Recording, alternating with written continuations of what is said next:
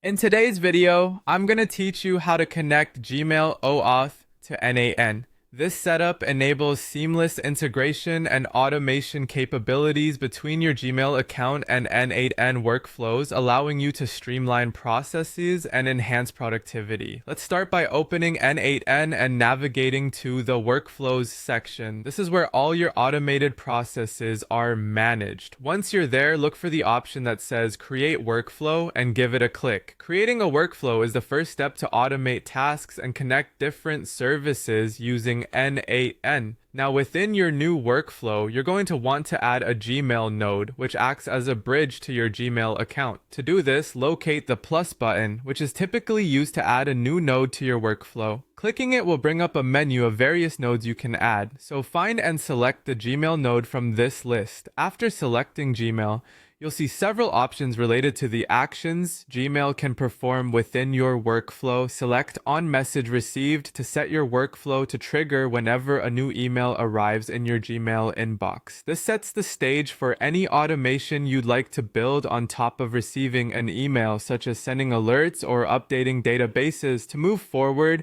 you need to connect n8n to your Gmail account. Click on Credentials, which is usually found on the right side of the screen within the Gmail node configuration panel.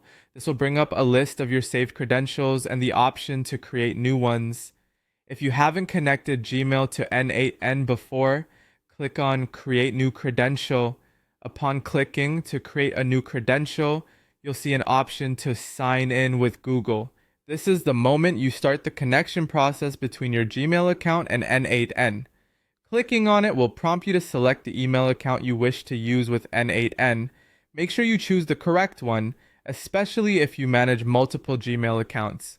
After selecting your email, you'll be prompted to grant permissions. Look for a checkbox that allows n8n access to interact with your Gmail account.